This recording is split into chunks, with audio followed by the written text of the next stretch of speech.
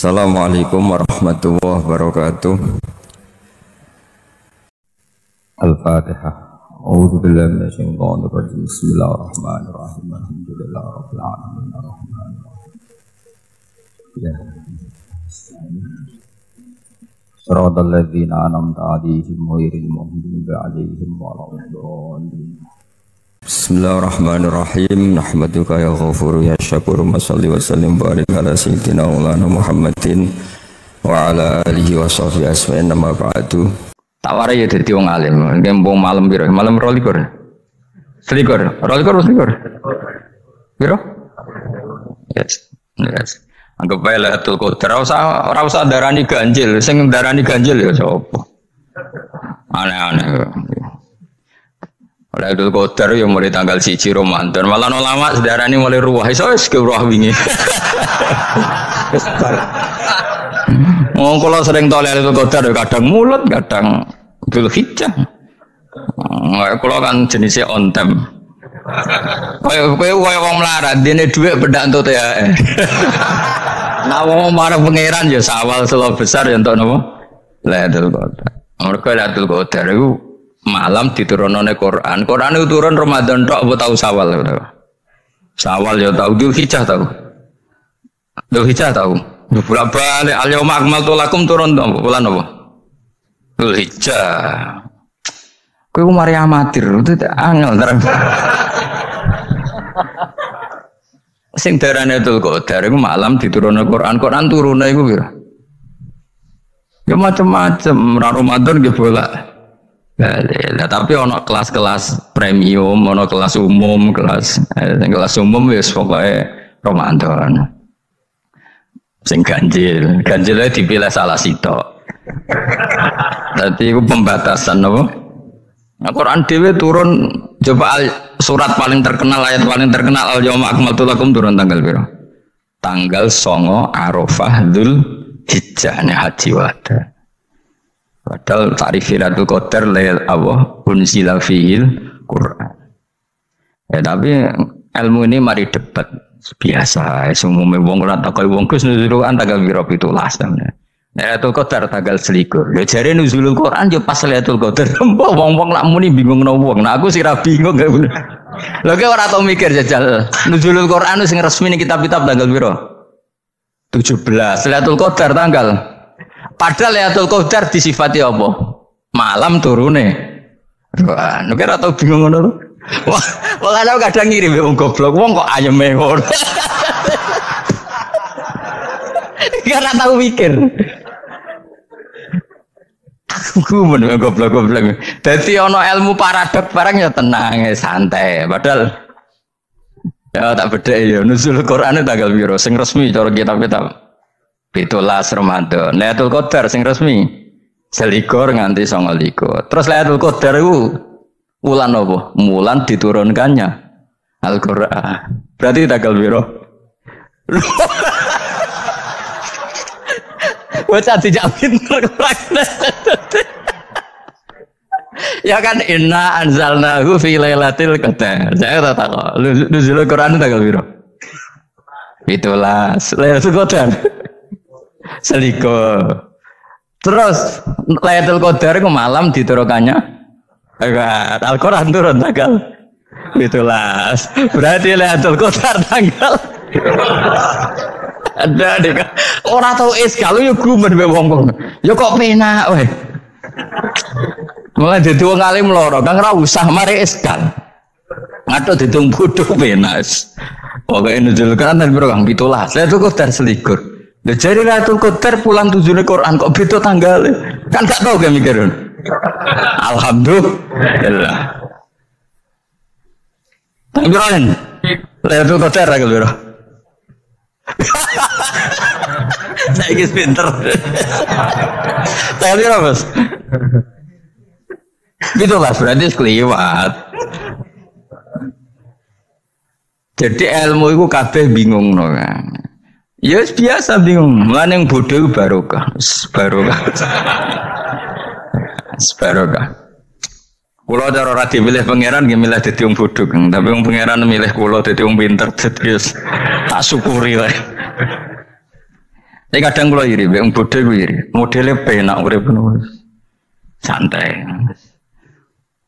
Ya saiki ya Lailatul Qadar ku sifatnya apa? Inna anzalnahu fi lail. Normalnya kan ainu nuzulil Quran jo ainu Lailatul Qadar. Berarti tanggal piro? Darawane lagi. Innalillahi wa inna ilaihi raji'un. Kita warai ilmu cara wong alim.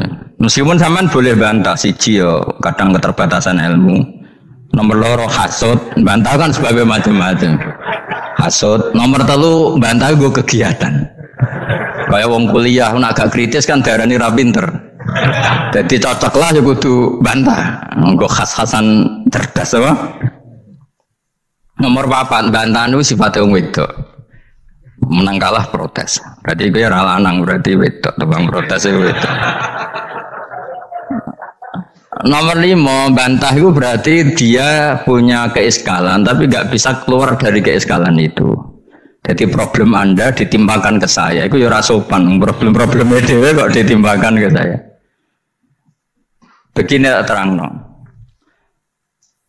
Hukumnya Allah Ta'ala itu ada yang berstatus itu lugu. Lugu itu ya lugu ummi. Karena agama ini memang ummi.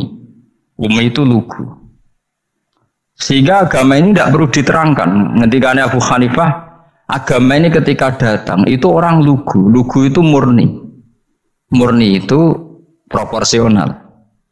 Sehingga sifat ummi itu baik. Misalnya saya bilang gini, rungon awas kena keliru.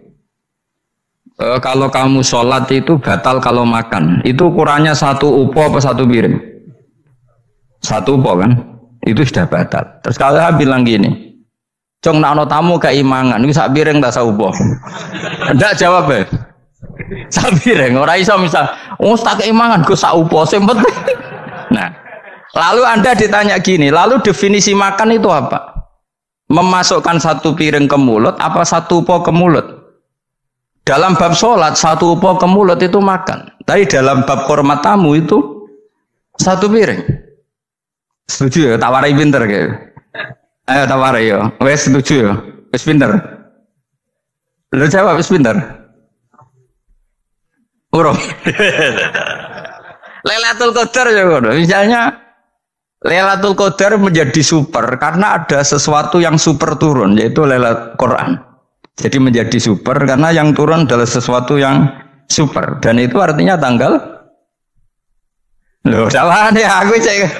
Iku utek tanggal 21 kabeh sing ngaji ning ngene. Wes jelas inna anzalnahu fi lailatul qadar. Rujuke ning ndi? Quran kan? Wa ma adraka ma lailatul qadar. Lailatul qadri khairum min alfi syahr. Makanya Lailatul Qadar itu ya bisa saja tanggal 1 kemarin sudah kelewat. Mbok entah ini jebule baris dada. Atau mungkin Saban. Jadi perdebatan ulama tentang Lailatul Qadar, malah ada wali yang bilang saya tiap hari mendapat Lailatul Qadar. Nah, itu malah ra kelas meneh wis malah pusing, malah napa? Pusing. Udah gak usah mikir itu. Jadi hukumnya Allah itu ada 2. Ada hukum itu lugu dan ini bagus. Makanya saya itu kenangan saya terbaik dalam membela Allah dan Rasul. Saya ulang lagi, kenangan saya terbaik dalam membela Allah dan Rasul itu masalah faraid. Dulu mungkin banyak yang ingat lah ketika tahun berapa lupa saya, tapi ada seorang menteri dan pakar Islam menggulirkan isu hak waris itu sama, lelaki dan perempuan sama, alasannya karena perempuan sekarang kerja. Jadi gara-gara kesamaan gender kemudian mereka ingin bagi waris itu apa? Sama lidzakari mislu hadzil unsayain itu ditentang. Gerakan itu pernah menguat, termasuk yang bisa dengan tanda kutip bisa menghentikan gerakan itu termasuk itu saya. Yang punya pikiran gitu tak parani, tak tantang begini. Saya bilang gini, Anda ngomong ini itu karena pinter apa karena tren? Tak tanya, ya karena pinter. Saya ini kan orangnya keren, punya kepangkatan jos lah. Ya kematangan jas kepangkatan dunia mas, dan cara pangeran bejos ora ya ora. Cara ukuran dunia itu jas loh. Tak tanya, Saya itu Pak Ba, termasuk yang setuju gerakan kesamaan gender. Dulu kan lelaki perempuan itu beda sekali karena lelaki kerja perempuan enggak. Sekarang sama-sama kerja maka warisnya harus sama. Terus saya tanya gini, lalu penyebab warisan itu kerja apa lelaki? Dia jawab kerja. Dia nggak ngerti kalau ngadepin saya. Saya ini kan orang alim yang biasa belajar mantek. Dia ini roh nak aku ngalim. Sembrono ya jadi dia. Ketika tak tanya gini, lalu misalnya saya punya anak, yang anak saya putri itu direktur BUMN atau direktur bank atau direktur PT besar. Kemudian anak lelaki saya idiot, goblok. Warisannya dikasihkan siapa? Kalau kerja adalah alasan dapat warisan, berarti anak saya perempuan itu yang dapat warisan dong. Anak saya lelaki kan idiot, nggak kerja. Lalu warisan itu berdasar prestasi apa empati? Kalau berdasar prestasi malah Anda ini aneh. Sudah kerja direktur BUMN hanya karena dia kerja dia dapat warisan karena Anda bilang asbabul irsi adalah kerja. Kalau saya bilang karena empati saya juga gak fair. Yang kerja juga butuh modal gak saya warisi, tapi yang idiot tak warisi karena warisan berdasar empati. Lalu Anda milih mana? Bingung deh nabi. Sampai dia ikrar, saya belum pernah mendapat perlawanan seperti ini karena Anda ngomong sama orang-orang goblok kata saya. Terus saya bilang, saya ini ngaji Wahab khatam berkali-kali. Anda mungkin baca kitab Wahab itu hanya terjemah. Maka menurut Islam yang menjadi hak waris itu sebabnya zukurah wal unasah, kelelakian menjadi dapat dua bagian, keperempuanan menjadi satu bagian, dan itu Islam tidak mau urusan dengan prestasi maupun empati, mujarrodul zukurah dan mujarrodul unusah. Sehingga dengan seperti ini tuh Islam nggak ribet. Coba kalau kamu pakai ilatul hukmi, pakai cara berpikir logika, malah ruwet karena tadi. Kalau kesamaan gender itu karena perempuan kerja, lalu misalnya yang lelaki idiot misalnya atau pengangguran, warisan kamu kasihkan siapa? Kalau kerja itu menjadi alasan hukum, kamu kasihkan yang perempuan kan? Aneh nggak? Yang sudah kerja malah kamu kasih warisan yang nganggur. Enggak. Berarti berdasar prestasi atau berdasar empati. Kalau kamu dapat warisan idiot dulu dong. Idiot dulu, goblok dulu, kecelakaan dulu, baru dapat warisan karena dapat empati. Yang sudah PNS enggak perlu dapat warisan karena sudah juga ruwet. Fikih seperti ini ruwet enggak? Ruwet. Nah, kata Imam Haromen gurunya Ghazali, agama itu kadang dinuna dinul ajais. Kita ikut yang lugu saja. Allah bilang lelaki dapat dua bagian dari perempuan, ya lelaki ya yang punya alat kelamin, penis. Perempuan yang punya farji, ya sudah gitu aja, gak usah repot-repot. Kenapa begitu? Ya sudah seperti itu. Nanti lama-lama gini kalau diterusin. Ada seorang dokter fikih perempuan. Dia menguasai fikih sholat. Ruhin lanang tapi gak nguasai fikih sholat. Rohnya mau pesolatan. Lalu yang jadi imam siapa kalau berdasar prestasi? Perempuan dong, karena dia doktoral fikih sholat. Dia menguasai aneh-anehnya sholat. Goro ibu masaili sholat dia menguasai. Sementara ruhin takoi sholat itu apa? Pokoknya ini gue ngadeg terus lugu. Terus ngadeg malah. Apa?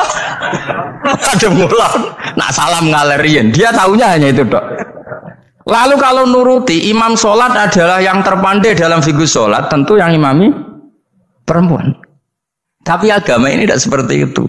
Pokoknya wong lanang imami, wong beda. Jadi makanya kata Imam Haromen, dinuna dinul ajais. Sampai Said Muhammad itu sering ngutip beliau gini kan, Allahumma imanan ka imanil ajais, ya Allah. Semoga iman saya menerima konsep engkau itu ka imanil ajais. Imannya wong wedok-wedok sing lugu. Ajis itu perempuan lugu yang sudah sepuh. Jadi misalnya ngukur anak seneng ya anak kono gedang goreng, ngekei duwe, ya lugu saja. Itu bagus. Daripada kamu pakai argumentasi, karena argumentasi ini sebetulnya kelihatan cerdas, tapi ada kebodohan masif. Karena tadi, kalau hak waris kita otak-atik dengan prestasi, maka yang pro empati akan protes. Paham ya? Masa yang sudah kerja dikasih banyak, yang idiot enggak? Tapi kalau berdasar empati juga aneh. Masa dapat warisan harus goblok dulu, harus kecelakaan dulu. Maka Rasulullah pernah ngendikan ketika ditanya, lalu warisan untuk siapa ya Rasulullah? Nabi jawabnya lucu. Fali aula rojulin dakarin. Jadi Nabi sempat ngendikan kata rojul. Kemudian direvisi dakarin. Fali aula rojulin dakarin. Semua ulama ngendikan dakarin di sini adalah badal. Nabi ngendikan rojulin. Kemudian Nabi ingat kalau rojul itu identik dengan lelaki dewasa. Apa? Kemudian Nabi mengulang lagi dakarin. Tidak harus dewasa, yang penting lelaki. Jadi meskipun baru lahir, kalau dalam keadaan baru lahir namanya apa? Kan dakarin kan? Belum bisa dikatakan rojul. Paham ya? Nabi ngulang 2 kali. Fali aula rojulin dakarin. Ini penting saya utarakan supaya clear. Jadi agama itu gak usah diotak-atik. Ya itu tadi misalnya imam sholat itu lelaki. Ya sudah lelaki. Lelaki itu apa? Yang punya alat kelamin lelaki. Jangan dibalik ini. Yang dikatakan lelaki itu orang kuat.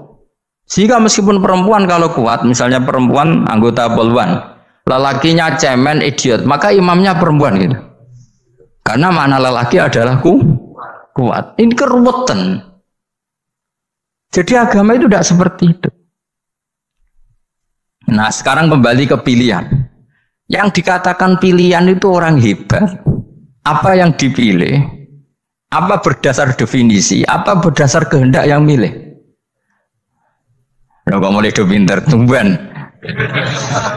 do pinter. Alam raya ini milik Allah. Dan semua di alam raya ini milik Allah. Maka dipilih tidak dipilih itu terserah yang punya apa terserah kita. Apa terserah kriteria, apa terserah definisi. Dalam konteks kita sebagai objek diambil, tentu terserah yang punya.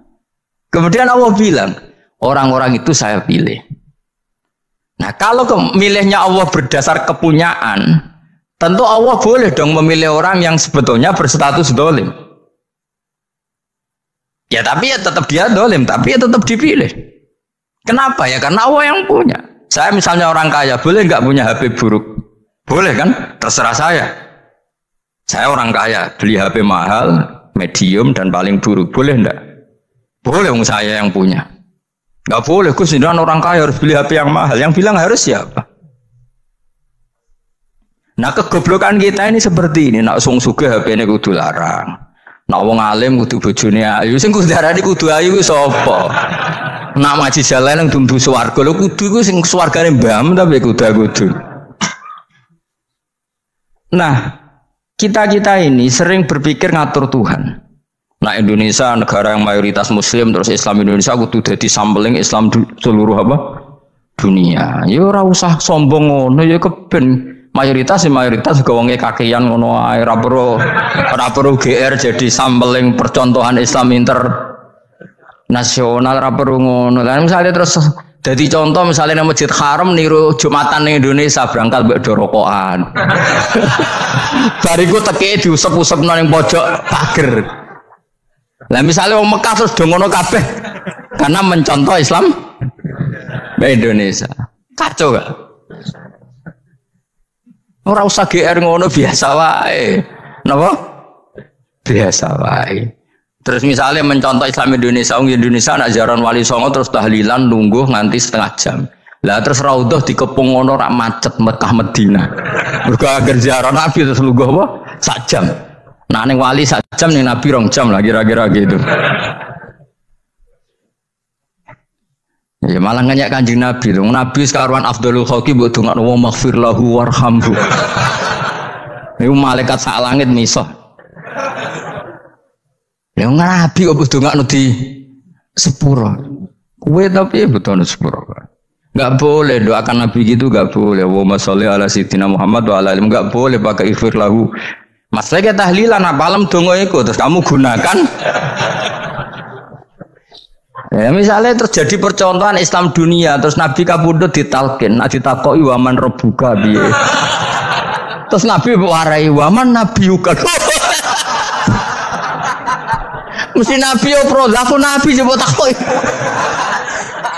Jadi kita ini sering kumo luhur karena kita mayoritas terus jadi percontohan ora usah ngono. Paham ya napa? Ndak usah ngono, mayoritas sae tapi ora usah GR jadi apa? Percontohan internasional. Mungkin kalau masalah Islam damai ya bagus. Tapi itu kan tidak hanya Indonesia. Di mana-mana yang Islam damai juga banyak, dan yang tukaran juga banyak. Toh yang tukaran nggak pernah maklumatkan diri ini percontohan janda. Ya biasa saja. Saya ulang lagi ya. Maka menurut saya nggak akan benar pendapat Khawarij atau pendapat Islam yang keras bahwa orang dosa besar itu keluar dari Islam. Karena ketika Allah mengatakan kemudian aku pilihkan kitab ini tak kasihkan orang-orang yang saya pilih, itu diantara yang pertama adalah meskipun mereka sebagian tetap zalim. Artinya tetap zalim itu tidak menjadi dia keluar dari status Islam. Paham ya? Sekarang saya tanya, yang dikatakan warga Indonesia itu siapa? Ya siapapun yang bergeografis di Indonesia, lahir sebagai akte Indonesia, ya orang Indonesia. Kemudian ada yang penjahat, ada yang maling, kita penjara. Apa dia keluar dari kebangsaan Indonesia? Enggak kan? Sama ketika orang Islam menjadi zina dan fasik koruptor, keluar dari Islam enggak? Enggak. Karena Allah tetap bilang famin. Apa? Famin. Jelas ya? Wes kayak gak ngarah Khawarij. Kenapa? Kalau Khawarij cara berpikir itu ekstrim, setiap dosa besar itu mengeluarkan orang dari status Islam. Oh, itu bahaya sekali. Karena nanti kalau itu iya, kita akan kehilangan banyak orang nopo Islam. Makanya Nabi nanti ngendikan, saya berharap yang nanti masuk surga dari umatku itu separuh, 2/3. Itu kata ulama-ulama. Kalau kita pakai mazhab Khawarij, orang Islam itu tidak sampai 1/3. Karena banyak yang keluar dari Islam. Duwe keris gak Islam, duwe ake gak Islam, ngelakoni jimat gak Islam, nyekel patok gak Islam, dosa gede gak Islam, korupsi gak Islam. Terlalu banyak yang kita usir dari Islam. Lalu kita usir atas nama apa? Coba. Kalau atas nama Tuhan kamu tidak Tuhan. Atas nama wakil Tuhan, Tuhan tidak pernah mewakilkan ke Anda. Orang-orang mandate. Yang kita tahu dari Quran ya ayat ini, tsumma awrasnal kitabal ladzina astafaina min ibadina. Kemudian kitab ini tak kasihkan orang-orang yang saya pilih, dan orang yang saya pilih itu faminhum zalimul li nafsi, dan sebagian dari itu adalah orang zalim, dan itu jelas bagian dari itu. Artinya keluar apa masuk? Keluar apa masuk? Masuk. Meskipun ya yang zalim tetap berstatus zalim, kayak warga Indonesia, ini semua warga Indonesia. Paham ya? Yang maling ya tetap warga Indonesia, meskipun ya tetap maling. Jelas ya? Tenan toro ya? Makanya ahli sunnah itu pendapatnya falam nukafir mu'minan bil wizri. Kita tidak akan mengkafirkan orang mukmin hanya karena melakukan dosa. Kenapa ya? Karena Allah bilang faminhum setengah sangking itu masuk bagian. Dan itu luar biasanya Allah disebut istofaina, tetap orang-orang pilihan. Maka ini penting saya utarakan supaya kita ini tidak sok-sokan ya. Terus yang zalimul li nafsi pun potensi dimaafkan sama Allah. Asal dia tobat, dan tobat itu sama Allah nggak ada batasnya. Malam yuhur kiri sampai apa? Nafas apa? Terakhir. Dan kadang orang itu sebetulnya nggak niat tobat, cuma ada perilaku tertentu sehingga Allah itu simpati. Itu juga banyak yang diterima tobatnya Allah. Makanya kata ulama-ulama itu, istighfar itu tidak syarat diampuni. Yang menjadi orang terampuni itu kehendak Allah. Istighfar itu bagian kecil dari syarat-syarat itu. Bisa saja orang tanpa istighfar tapi diampuni Allah. Misalnya Allah dawuh, wa yaghfiru ma duna dzalika liman yasha. Itu bukan liman yastaghfir tapi liman yasha. Contoh masyhur kan, kamu pernah dengar kan ada orang nakal itu, Mumisa itu ya kira-kira lonte atau apalah. Dia datang pulang ketika melihat anjing ngeleti pasir, dia berpikir ini kehausan kayak saya. Kemudian dia turun ke sungai memberi minum anjing itu, kemudian Allah memaafkan dia karena itu. Pas itu di semua hadis riwayatnya dia tidak pernah istighfar. Telah punya perilaku yang menjadikan dia diampun.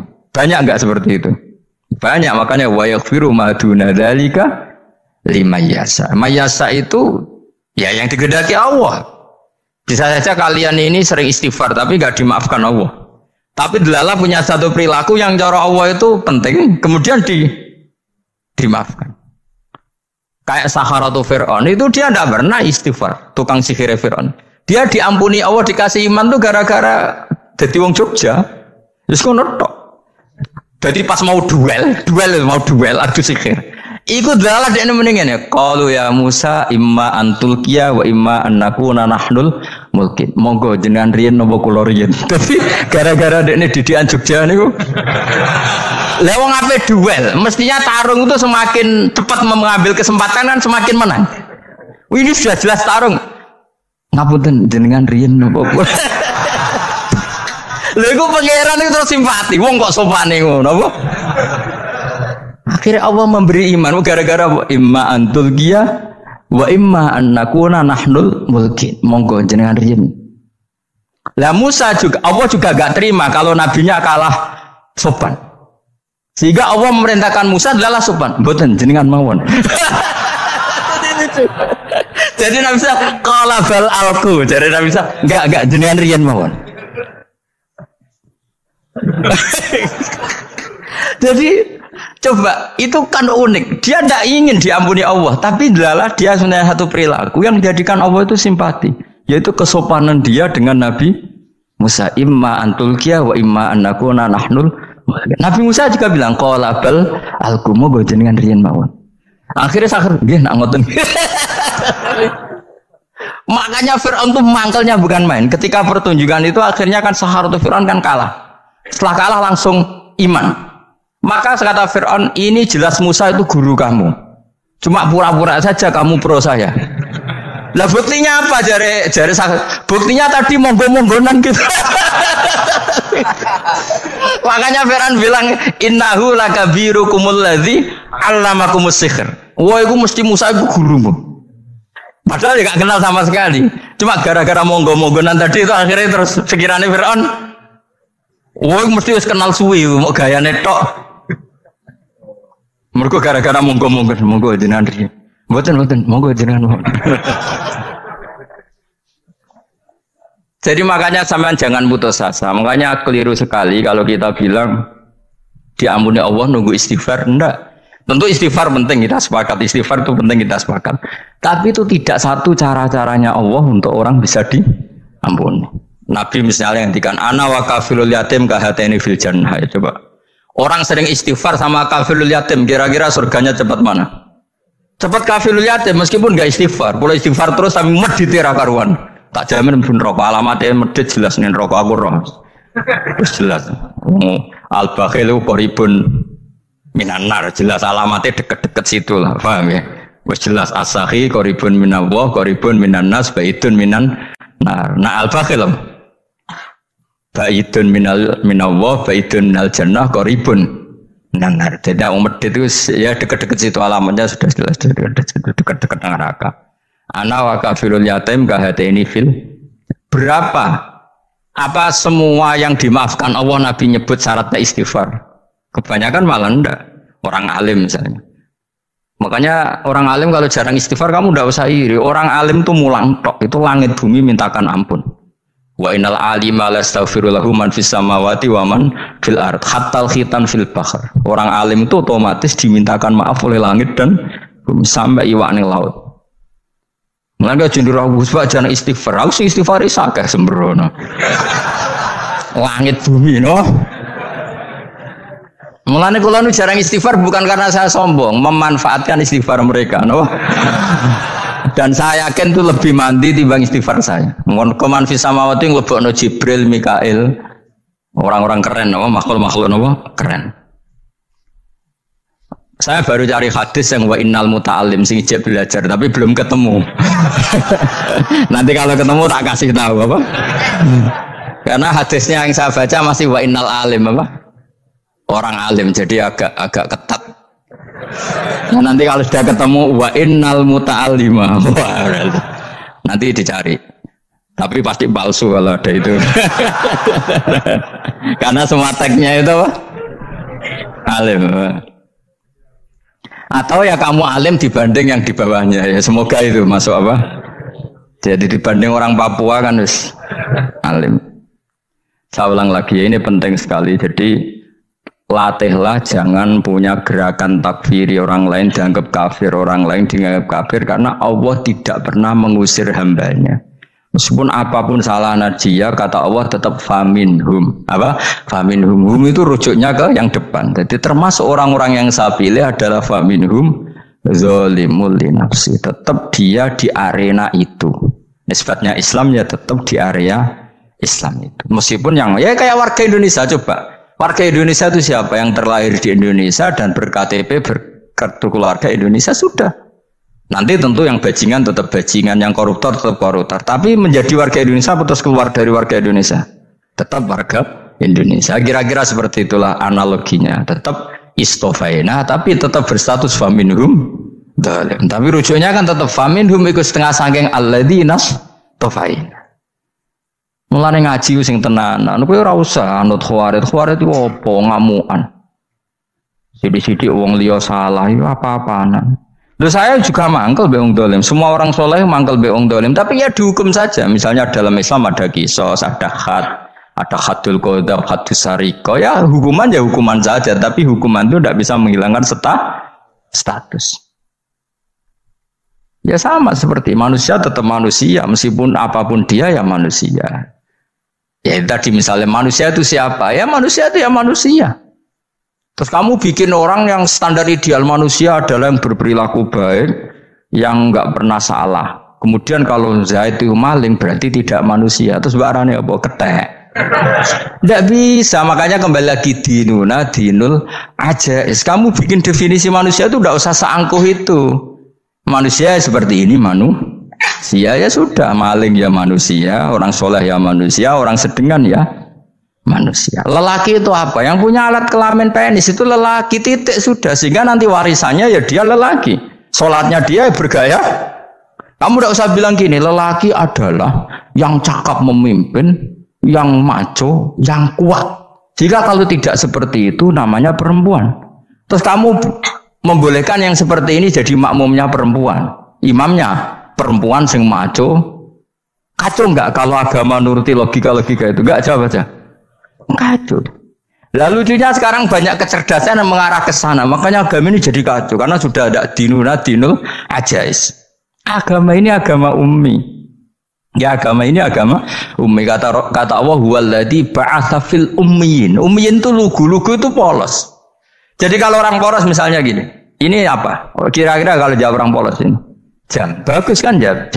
Jam untuk apa? Penunjuk waktu ya sudah seperti itu. Tapi kalau orang engkek, ini itu apa jam? Itu barang murahan, bulat kan oleh jawab. Numpak mobil carry itu apa? Itu black melaku. Yang mobil itu Alphard. Jadi kacau. Enggak boleh agama dibawa ke sana. Apa? Agama di sana dibawa ke sana. Nah itu madzhabnya ahli sunnah apa? Wal jamaah. Ketika Rasulullah ngendikan la yu'minu ahadukum hatta yuhibba li akhi, ora kok diarti ini ora iman. Sehingga yang menyala itu tidak iman, tidak seperti itu cara mengartikan ahli sunnah wal jamaah. Karena status itu tidak pernah hilang. Yang hilang hanya kesempurnaannya. Paham ya? Kesempurnaan kita jadi manusia hilang karena kita maling, karena jadi koruptor, tapi tetap kita manusia. Kesempurnaan kita sebagai orang mukmin hilang kalau kita fasik, tapi kita tetap mukmin. Paham ya? Makanya setiap hadis gitu kata ahli sunnah la yu'minu imanan kamilan. Wis dong ya. Dong. Ya terus alhamdulillah subhanallah. Ya doa malam rolikur. Malam Lailatul. Aku kadang yang melok goblok aduh. Saya itu sering dididik sama bapak saya, sekumpul wong akeh kudu melok goblok guys. Makanya bapak itu kalau ada orang pidato, bapak kan juga enggak suka pidato juga, tapi ya kerso kadang-kadang, saya pun kadang-kadang kerso. Asal sing ngutus pernah guru, pernah sepuh kadang kerso. Nah, bapak nak pengajian dia ngomongin balik dari bapak, malah bingung, ngomong apa wae. Coba kita dengan PD-nya bilang Lailatul Qadar itu 21 sampai berapa? 29. Lailatul Qadar. Warna iki malam Lailatul Qadar. Lalu Lailatul Qadar keren tuh karena apa coba? Karena nuzulul Quran.